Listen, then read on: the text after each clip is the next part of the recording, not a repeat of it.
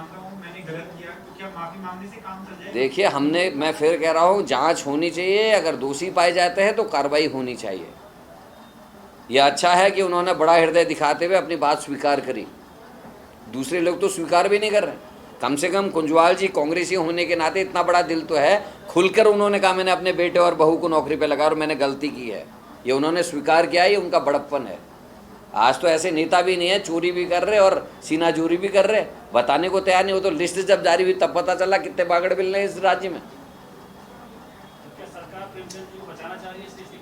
देखिए, उनके, मैं फिर कह रहा हूँ, कन्फ्यूजन है बीजेपी में। उनके प्रभारी कुछ और कह रहे हैं और आज अध्यक्ष का बयान दूसरा आया है।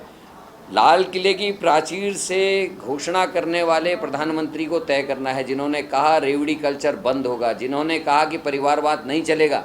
उत्तराखंड में जो हुआ है, इससे बड़ा परिवारवाद का उदाहरण और कोई नहीं हो सकता। क्योंकि 2 राज्य इसमें सम्मिलित हैं, इसलिए सीबीआई की जांच की हम मांग कर रहे हैं। क्योंकि एसटीएफ की अपनी सीमा और दायरे हैं। गिरफ्तारी किसकी हो रही? छापा खाने वाले की, पैसे वाले की, हाकम सिंह जैसों की। बड़े लोगों की गिरफ्तारियां नहीं हुई, अध्यक्ष की गिरफ्तारी क्यों नहीं हो रही? भाई 2 अध्यक्ष हैं, 2016 वाले अध्यक्ष और अभी वाले अध्यक्ष की गिरफ्तारी क्यों नहीं हो रही? सबसे ज्यादा जिम्मेदारी उनकी है। सचिव की गिरफ्तारी क्यों नहीं हो रही? सबसे ज्यादा जिम्मेदारी उनकी है। क्योंकि मुझे पता है जिस दिन अध्यक्ष और सचिव गिरफ्तार किए जाएंगे उस दिन वो सफेद पोस्ट नेता बच नहीं सकता। लेकिन जनता को बेवकूफ बनाने के लिए हाकम सिंह को इतना बड़ा कदकाठिका दिखा दे रहे जैसे पता नहीं क्या है हो गया हाकम सिंह। हाकम सिंह कुछ भी नहीं है, एक मोहरा मात्र है।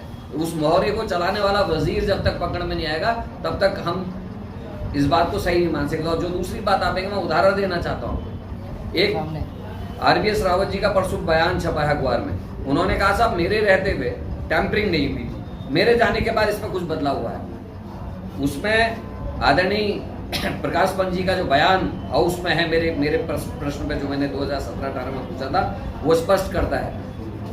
रणबीर सिंह जी से पूछा जाना चाहिए कि जो आपने जांच की थी वो क्या आरबीएस रावत के पद में रहते हुए भी उसके बाद टेम्परिंग मानते? ये कैसे हो सकता है? आप चार्ज दे रहे हैं और उस समय तक बिल्कुल क्लीन था या नहीं था, कैसे साबित होगा? तो इसलिए बड़ी जांच एजेंसी की हम बात कर रहे हैं और विश्वास करना भी पड़ेगा। क्या हमारे पास चारा क्या है?